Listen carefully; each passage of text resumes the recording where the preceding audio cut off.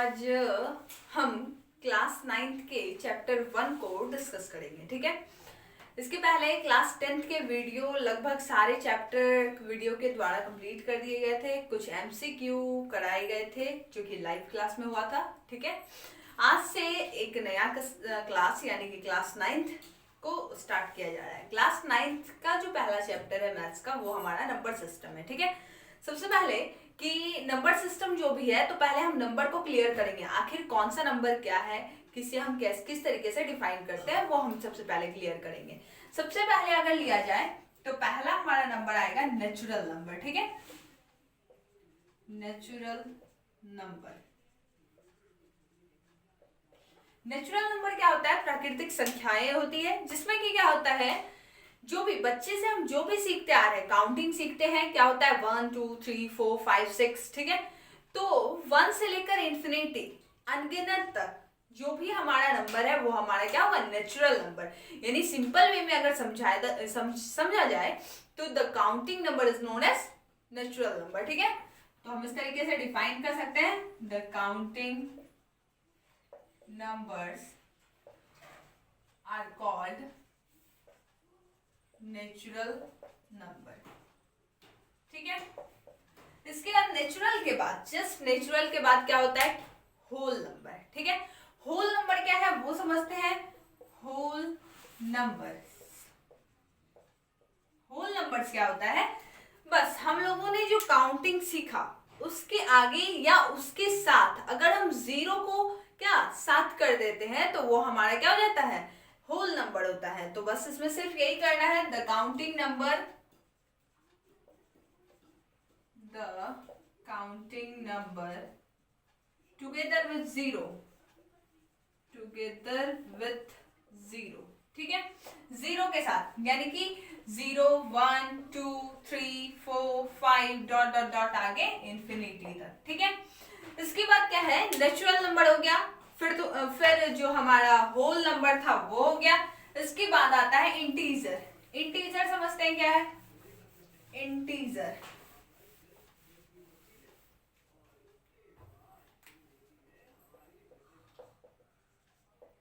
Integers में क्या होता है? नॉर्मली अगर मान लेते हैं, ठीक है, अगर ऊपर चढ़ने के लिए कोई भी चीज रखा गया है तो नीचे उतरने के लिए भी कोई चीज रखा गया हो। उसी तरह अगर कोई चीज प्लस में है तो उसके अपोजिट भी कुछ हो सकता है, अगर कुछ अच्छा है तो उसके उल्टा भी कुछ हो सकता है। तो जस्ट जैसे होल नंबर है 0 1 2 3, तो जो हमारा नेचुरल नंबर है वो पॉजिटिव में है। तो नेचुरल नंबर जब पॉजिटिव में है तो वो क्या नेगेटिव में भी हो सकता है। तो अगर हम positive natural number, negative natural number और जीरो, इन तीनों को एक साथ कर लेते हैं तो हमारा इंटीजर कहलाता है। ठीक है, the positive natural number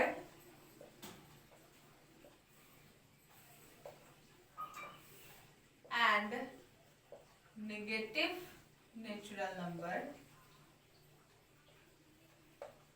with zero is called integer. ठीक है,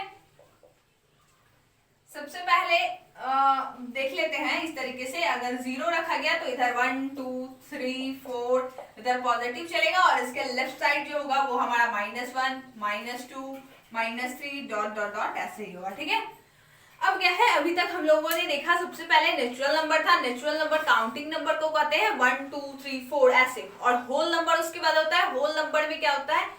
उसी नेचुरल नंबर में जब जीरो ऐड कर लेते हैं तो हमारा होल नंबर होता है। और फाइनली जब positive natural number, negative natural number और उस जीरो को एक साथ कर लेते हैं तो वो हमारा इंटीजर कहलाता है। ठीक है, इसके बाद क्या होता है?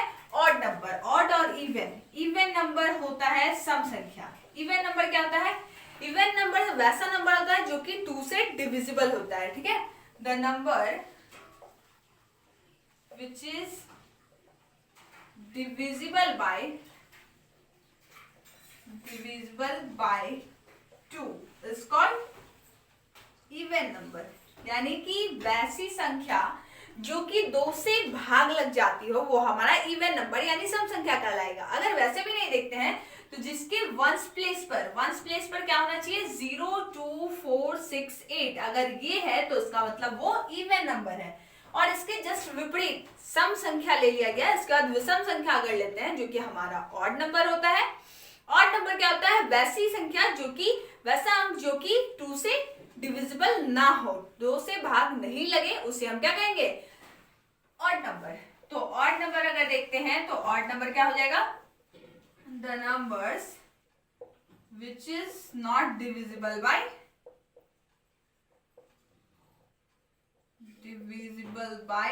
टू। ठीक है, अब ऐसे भी लिख सकते हैं, या वंस प्लेस पे जिसका 1 हो, 3 हो, 5 हो, 7 हो या 9 हो। अगर वंस प्लेस पे ऐसी ये हमारा ये 5 डिजिट में कोई भी हो, 1 हो, 3 हो, 5 हो, 7 हो और 9 हो, अगर ऐसा रहता है तो उसे हम ऑड नंबर कहेंगे। ठीक है, इसके बाद क्या है?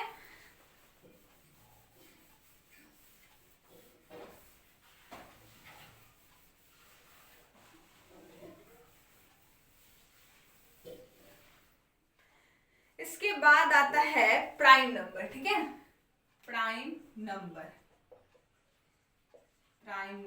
ठीक है, प्राइम नंबर्स क्या होता है? वैसा नंबर जिसके की सिर्फ 2 फैक्टर हो। A number which have only 2 factor. और 2 फैक्टर कौन कौन होना चाहिए? तो एक तो वो नंबर खुद, नंबर इटसेल्फ, और एक दूसरा क्या होगा? एक होता है वो नंबर खुद और एक होता है 1। ठीक है, तो लिख सकते हैं has only 2 factors 1 and the number itself। ठीक है, यानी कि वैसी अभाज्य संख्या, इसे हिंदी में कहा जाता है अभाज्य संख्याएं।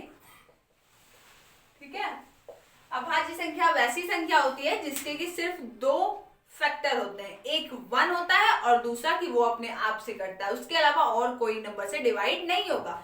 इसके बाद फिर क्या होता है? प्राइम नंबर के बाद होता है हमारा composite number. Composite number which have more than 2 factor,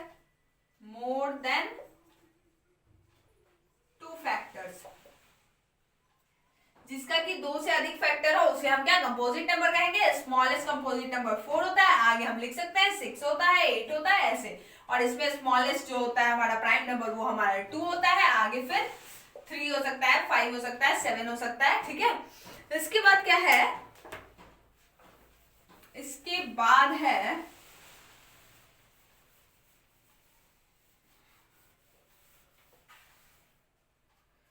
हाँ, तो इसके बाद है हमारे पास कौन सा? Rational number. अभी टोटल जितने नंबर्स होते हैं उसके बारे में बता दिया जाएगा। रेशनल नंबर्स क्या होता है? A number which is in the form p/q। कोई भी नंबर जो कि p/q के फॉर्म में हो, और क्या हो साथ साथ, जिसमें कि p और q इंटीजर हो। ठीक है, यानी नंबर विच इज